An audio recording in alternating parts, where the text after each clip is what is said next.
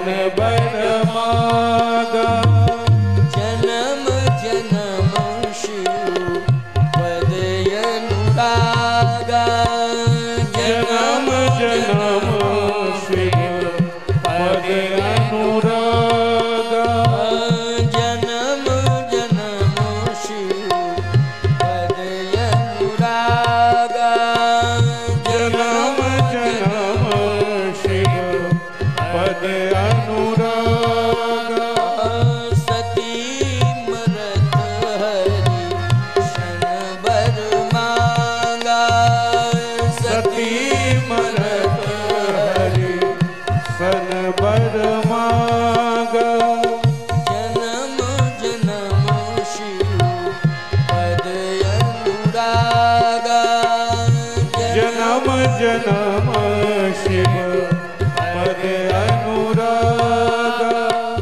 सती मरत हरि सन बर मांगा। सती मरत हरि शन बर मांगा। हरि मानी भगवान, भगवान मानी यज्ञ भगवान। यज्ञ भगवान से प्रार्थना कर रही है सती कि हे यज्ञ भगवान, मुझसे भूल हो गई, मुझे क्षमा करो। क्षमा मांगना, भूल करने के बाद क्षमा मांगना, ये अच्छे लक्षण हैं। इसमें कभी भी कोताही नहीं करनी चाहिए, किसी भी प्रकार की कोई लापरवाही नहीं करनी चाहिए। यदि कोई भूल हो गई है तो भले ही इंसान के सामने क्षमा ना मांगो, लेकिन भगवान के सामने जरूर क्षमा मांग लो। समझ रहे हो कि नहीं? मान लीजिए तुम अपने को बहुत बड़ा मानते हो, सामने वाले को छोटा मानते हो, भूल कर बैठे हो, तो भगवान से प्रार्थना कर लो, वहां क्षमा मांग लो और ये कहो कि प्रभु अब भूल को दोबारा दोहराएंगे नहीं, अब दोबारा गलती नहीं करेंगे। अच्छा बोलो भैया, छोटे व्यक्ति के सामने अगर आप क्षमा नहीं मांग सकते हो तो भगवान के सामने मांग सकते हो कि नहीं? बोलो। अब भगवान के सामने भी नहीं मांग सकते हो तो मरो और जो तुम्हें दिखाई दे सो करो। भगवान के सामने क्षमा मांग लो भैया, प्रार्थना करो, ये जरूर कहो कि प्रभु अब मेरी प्रार्थना है आपसे कि दोबारा मुझसे गलती ना हो, ऐसी मुझे सद्बुद्धि दे दो, ऐसी मुझे सद्बुद्धि दो कि दोबारा मुझसे गलती ना हो। सती ने भगवान से प्रार्थना, यज्ञ भगवान से। यज्ञ भगवान ने कहा कि दोबारा गलती तो नहीं करोगी? सती कहती है कभी नहीं करूंगी। चलो माफ करते हैं। तो कह रही है माफ तो करे, लेकिन कृपा करे कि भगवान शंकर ही मुझे मिले पति के रूप में, और कोई नहीं। अरे पति तो बाद में मिलेगा, पहले पिता मिलेगा, पति बाद में मिलेगा। पति पति कह रही है, पिता की बात तो कर नहीं रही है। अच्छा एक बात बताओ, जन्म जब होता है तो पहले पिता मिलता है कि पति मिलता है? बोलो। पिता मिलता है कि नहीं मिलता है? तो जन्म जन्म शिव पद अनुरागा। यज्ञ भगवान ने कहा तू पति की बात कर रही है लेकिन पिता की बात क्यों नहीं कर रही है? तो सती कहती है कि ये पिता ना मिले जिसने मेरी विडंबना करा दी। ऐसा पिता नहीं चाहिए, दक्ष प्रजापति जैसा पिता नहीं चाहिए, दक्ष जैसा पिता नहीं चाहिए। समझ गए हो ना? अब सोचो जरा, विचार करना, दोषी किसे ठहरा रही है? अपने पति को दोषी नहीं ठहरा रही है, अपने पिता को दोषी ठहरा रही है। माताओं, शिक्षा मिल रही है। और जितने भी पिता यहां बैठे हैं उनको भी मैं सचेत कर रहा हूं, अपनी संतान को जन्म के बाद से ही संस्कार देना शुरू करना, संस्कार देना। यदि संतान को तुमने संस्कार दे दिया तो संपत्ति देने की जरूरत नहीं पड़ेगी। तुम्हारा पुत्र ही इतना प्रभावशाली हो जाएगा संस्कारों के बल पर कि उसके सामने न जाने कितनी संपत्ति आ जाएगी, कल्पना से परे होगी। जो इतना धनवान आपका पुत्र होगा, क्योंकि संस्कारवान के पास ही लक्ष्मी टिकती है। आप कहो महाराज उनके पास बहुत लक्ष्मी है जो लोग संस्कारहीन हैं। बड़ी संपत्ति है, हम लोग तो देख रहे हैं, हम लोग तो अच्छा काम कर रहे हैं, उतनी संपत्ति नहीं है। लेकिन जो लोग निरंतर गलत कामों में लगे हैं उनके पास बहुत धन है, बहुत संपत्ति है। याद रखना, संपत्ति के दो वाहन हैं, एक तो उल्लू और दूसरा गरुण। क्योंकि लक्ष्मी जी किसकी पत्नी है बोलो? भगवान विष्णु की हैं कि नहीं? अच्छा एक बात बताओ, पति के वाहन पर पत्नी को बैठने का अधिकार है कि नहीं? पहले ये बताओ। तुम्हारे पास गाड़ियां हैं, तुम अपनी पत्नी को बिठाते हो कि नहीं बिठाते हो? बिठाते हो। क्यों भाई? उसका अधिकार है। अगर भगवान विष्णु का वाहन, नारायण का वाहन गरुण है, तो ईमानदारी से बताओ लक्ष्मी जी को बैठने का अधिकार है कि नहीं? जो सदाचारी होते हैं वो नारायण का स्मरण करते हैं, और जब नारायण का स्मरण करते हैं तो नारायण गरुड़ पर बैठ करके जैसे ही चलने लगते हैं तो लक्ष्मी जी कहती हैं कि कहां जा रहे हो? तो भगवान विष्णु कहते हैं भक्त के पास जा रहा हूं। लेकिन ये बताओ लौट के आओगे कि नहीं? भगवान विष्णु कहते हैं उसके उपासना के बंधन में मैं बंध जाऊंगा, जब वो बंधन से मुक्त करेगा तभी मैं वापस होऊंगा, वरना उसी के पास जब वो वापस करेगा तब मैं आऊंगा, वैसे नहीं आ सकता हूं, क्योंकि उसने हमारी अनन्य भक्ति की है। तो लक्ष्मी जी कहती हैं कि अब मैं भी आपके साथ चलूंगी। समझ में आई बात कि नहीं? लक्ष्मी जी कहती हैं अब मैं भी आपके साथ चलूंगी, क्योंकि शायद उस भक्त ने आपको उपासना के बंधन में बांध लिया, भक्ति के बंधन में बांध लिया, तो मैं अकेले कैसे रहूंगी, इसलिए मैं आपके साथ चलूंगी। तो गरुड़ पर बैठ करके लक्ष्मी जी नारायण के साथ आती हैं। समझ में आई बात कि नहीं? अब तुम्हें कौन सी लक्ष्मी चाहिए? सदाचारी के पास गरुड़ वाहिनी लक्ष्मी है, और गरुड़ वाहिनी लक्ष्मी का मतलब है लक्ष्मी नारायण दोनों हैं। बोलो है कि नहीं? लेकिन जिन्होंने, याद रखना, केवल संपत्ति संपत्ति संपत्ति किसी तरह से मिले, संपत्ति संपत्ति पूरा जोर लगा लिया, तो लक्ष्मी उल्लू पर बैठकर आ गई, और उल्लू ने उस व्यक्ति को अपनी गिरफ्त में ले लिया। आके जिसके पास लक्ष्मी आई, तो किसने गिरफ्त में ले लिया? जल्दी बोलो। उल्लू ने। तो याद रखना, उस उल्लू ने जब लक्ष्मी को, उस उल्लू ने जब उसको संपत्ति कमाने वाले को अपनी गिरफ्त में लिया, तो याद रखना उल्लू जैसा काम वो करने लगा, और जब उल्लू जैसा काम करने लगा तो लक्ष्मी जी नाराज हो गई, और नाराज हुई तो धीरे धीरे धीरे धीरे धीरे धीरे लक्ष्मी जाने लगी। याद रखना, आपने देखा होगा बड़े बड़े अरबपति खरबपतियों के मकानों पर बुलडोजर चल रहा है, लक्ष्मी निकल रही, क्योंकि उल्लू थे। क्या थे? उल्लू थे। बोलो थे उल्लू की नहीं? बिना सोचे समझे संपत्ति कमाई कि नहीं कमाई? अनधिकृत रूप से संपत्ति कमाई कि नहीं कमाई? और आज क्या हो रहा है? आज बुलडोजर चल रहा है। बोलो चल रहा है कि नहीं चल रहा है? तो ईमानदारी से बताओ, तुम्हारे ऊपर भगवान की कृपा की बरसात होती रहे, ऐसी लक्ष्मी तुम्हें चाहिए कि नहीं चाहिए? कि वो लक्ष्मी चाहिए कि बाद में बुलडोजर चले?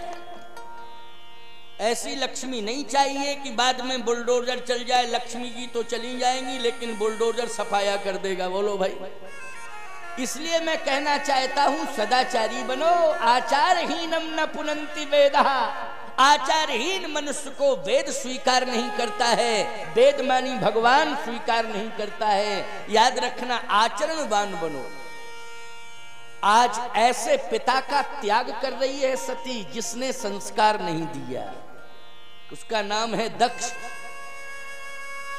दक्ष का एक अर्थ होता है चतुर। क्या अर्थ होता है? चतुर। याद रखना, चतुर होना गलत बात नहीं है, लेकिन चतुर चालाक होना गलत बात है। चतुर होना तो ठीक है। कृषि निरावह चतुर किसाना। तुम सब किसान हो, बोलो चतुर हो कि नहीं? तुलसीदास जी कह रहे कृषि निरावय चतुर किसाना। चतुर होना गलत नहीं है, लेकिन चालाक होना गलत है, सीधी सी बात। दक्ष के जीवन में यही विडंबना जुड़ गई थी कि अपनी चतुरता के आगे किसी को मानता ही नहीं था वो। यहां तक कि उसने भगवान को ही स्थान नहीं दिया। अभिमान की चरम सीमा पर पहुंच गया दक्ष, भगवान को ही सम्मान नहीं दिया, भगवान को ही मानना बंद कर दिया, भगवान का ही बहिष्कार कर दिया। आपसे मैं पूछ रहा हूं, दक्ष के दामाद का क्या नाम है? बोले दक्ष के दामाद का नाम है भगवान शंकर। शंकर जी दामाद हैं। आपके घर में कोई उत्सव होता है तो आप दामाद को सूचना देते हो कि नहीं देते हो? देते हो। दामाद का सम्मान करते हो कि नहीं करते हो? करते हो। सिर तो हिल रहे हैं कि करते हो। करना भी चाहिए, धर्म कहता है। लेकिन सती के पिता दक्ष ने भगवान शिव का सम्मान नहीं किया, शिव जी को कोई यज्ञ में स्थान नहीं दिया। मैं एक बात कहता हूं, भगवान शिव को जो स्थान नहीं देगा निश्चित है उसका विनाश होगा। भगवान शिव का जो आदर नहीं करेगा उसका निश्चित रूप से विनाश होगा, चाहे कोई हो। इसलिए हमें शिव का सम्मान करना चाहिए। क्या करना चाहिए? शिव का सम्मान। भले ही आप राम भक्त हों, लेकिन आपको शिव जी का सम्मान करना पड़ेगा। आप भले ही शिव भक्त क्यों ना हो, आपको प्रभु राम का सम्मान करना पड़ेगा। दोनों एक दूसरे के पूरक हैं, बोलो है कि नहीं? दोनों एक दूसरे को सम्मान देते हैं। इसलिए राम भक्त को चाहिए कि वो शिव जी का सम्मान करे, और शिव भक्त को चाहिए कि वह प्रभु राम का सम्मान करे। दोनों एक दूसरे के पूरक हैं। लेकिन दक्ष ने भगवान शिव का अपमान कर दिया। अपमान का ये परिणाम हुआ कि सती, अब देखो आप, एक और विशेषता है। क्या? मरने के लिए कैलाश पर्वत पे भी मर सकती थी सती। भाई मरने वाला आदमी ठान ले कहीं मरना है वहीं मर जावे, बोलो भाई।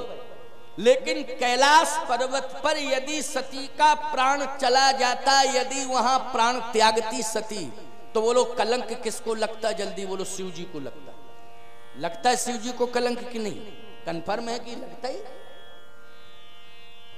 देखिए आप, मरने के लिए कहां गई? अपने पिता के घर में। पिता के घर में गई मरने। ससुराल में कोई नारी मरे तो कितनी धाराएं लगेंगी? आत्महत्या करके बोलो, पूरा घर जेल के अंदर।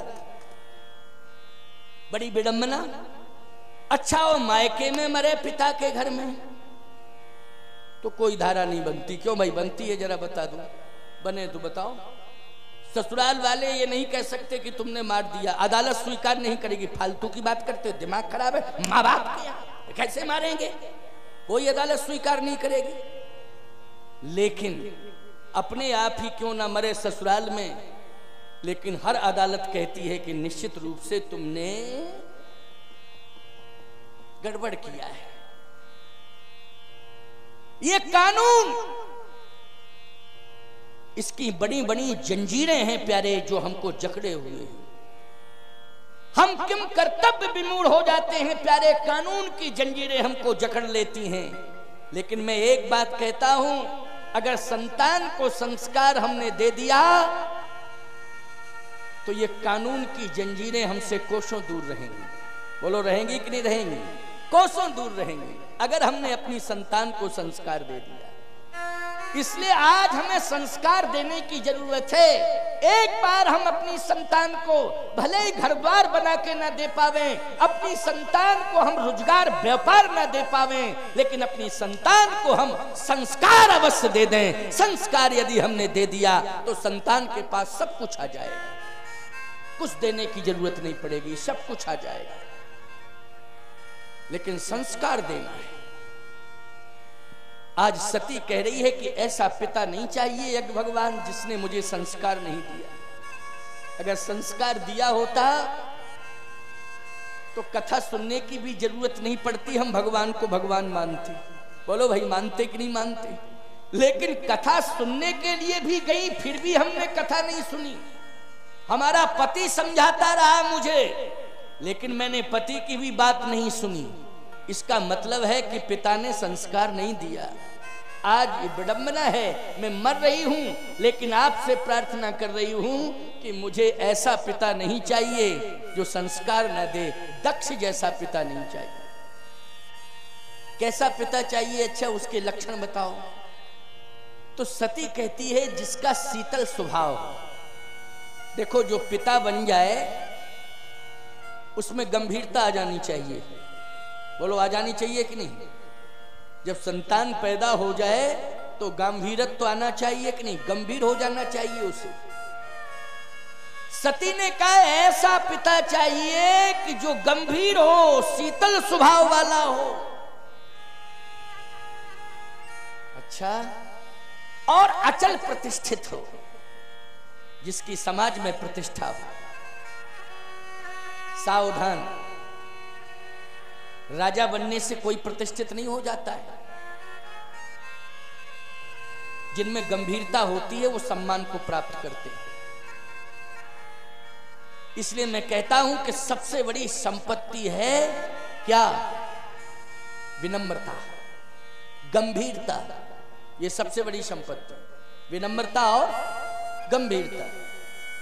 कोई राजा बन जाए, किसी के पास बहुत बड़ी संपत्ति आ जाए, तो याद रखना वो धनवान हो सकता है लेकिन वो महान नहीं हो सकता है जब तक उसमें गंभीरता नहीं आएगी, विनम्रता नहीं आएगी, सरलता नहीं आएगी, सहजता नहीं आएगी। वो महान नहीं हो सकता है।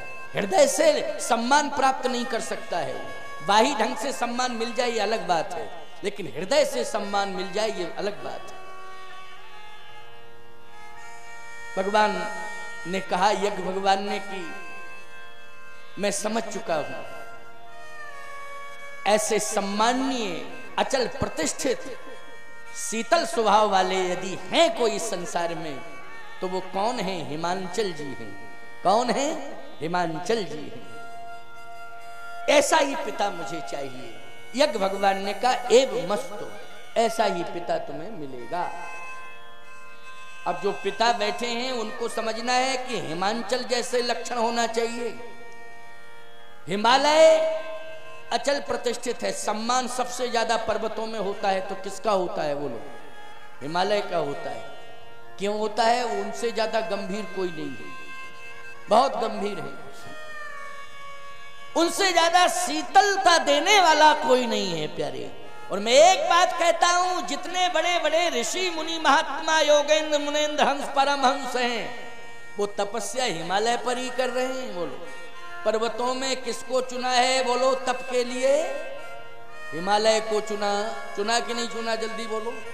ये महात्माओं ने हिमालय को ही चुना है। हिमालय में बड़े बड़े तपस्वी आज भी तपस्या कर रहे हैं और बड़ी रिद्धियां सिद्धियां प्राप्त कर रहे हैं। साहब, सब कुछ उन्हें मिल रहा है। भगवान प्रत्यक्ष रूप से दर्शन दे देते हैं हिमालय में महात्माओं को।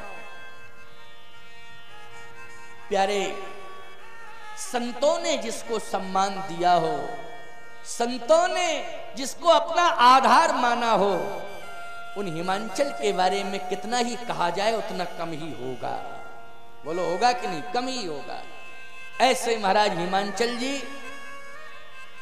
यज्ञ भगवान ने कहा तुम्हें पिता के रूप में हिमांचल